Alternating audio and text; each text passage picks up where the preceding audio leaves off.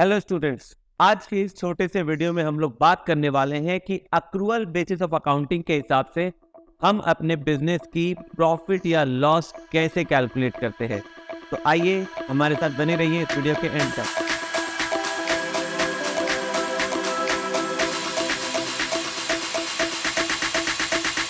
Hello दोस्तों, मेरा नाम है सूरज कुमार गुप्ता और आप देख रहे हैं YouTube channel of knowledge campus.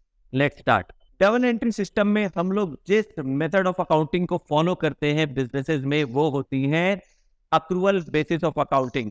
Accrual basis of accounting का मतलब ये वो अप्रोच है जहां पर हम लोग किसी भी एक्सपेंस को तब रिकॉग्नाइज करते हैं जब हमारी ऑब्लिगेशन टू पे क्रिएट हो जाती है, और किसी भी इनकम को तब रिकॉग्नाइज करते हैं बुक्स ऑफ अकाउंट में जब हमारी राइट टू रिसीव स्टैब्लिश हो जाती है। अक्रूवल बेसिस ऑफ अकाउंटिंग के हिसाब से आप जब भी अपने बिजनेस की प्रॉफिट या लॉस को कैलकुलेट करोगे तो आपको एक बात का जरूर ध्यान रखना है कि कोई भी इनकम या एक्सपेंस जो हम लोग रिकॉग्नाइज करेंगे या रिकॉर्ड करेंगे बुक्स ऑफ अकाउंट में, वो आपके प्रेजेंट अकाउंटिंग ईयर से रिलेटेड होना चाहिए।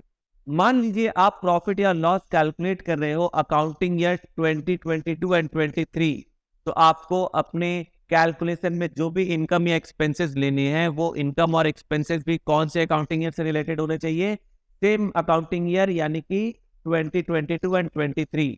तो आपको सिर्फ और सिर्फ करंट अकाउंटिंग ईयर 22-23 के ही एक्सपेंसेस और इनकम को कंसीडर करना है कैलकुलेशन के लिए। इसके बाद जो नेक्स्ट अकाउंटिंग ईयर है या फिर जो प्रीवियस अकाउंटिंग ईयर है, इनके किसी भी एक्सपेंसेस और इनकम को आपको कंसीडर नहीं करना। फॉर एग्जाम्पल, आपने नेक्स्ट ईयर की इनकम को एडवांस में इस साल रिसीव कर लिया, तो क्या आप इसे इनकम के कैलकुलेशन में कंसीडर करोगे एज पर अक्रूवल बेसिस ऑफ अकाउंटिंग?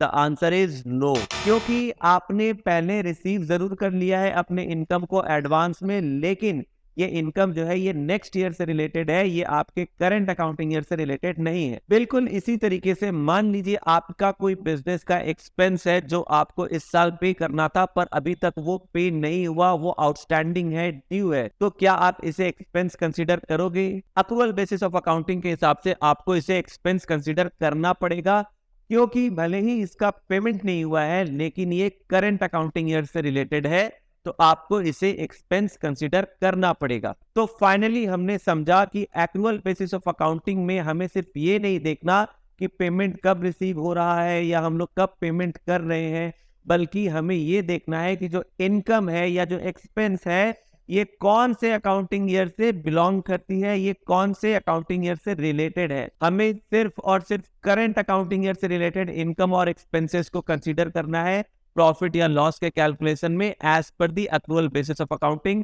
और हमें इनकम की कलेक्शन कब हुई या फिर एक्सपेंसेस को हमने पे कब किया, इन सारी चीजों से हमें कोई लेना देना नहीं होना चाहिए, क्योंकि अक्रूवल बेसिस ऑफ अकाउंटिंग जो है वो inflow of income and outflow of expenses के बेसिस पे कैलकुलेशन नहीं करती है। आई होप आप लोगों को हमारा ये वीडियो पसंद आया होगा। अगर आपको हमारा ये वीडियो अच्छा लगा तो हमारे एफर्ट को लाइक कीजिए और अपने दोस्तों के साथ भी इस वीडियो को जरूर शेयर कीजिए।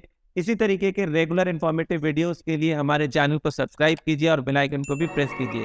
Thank you so much, bye bye, take care.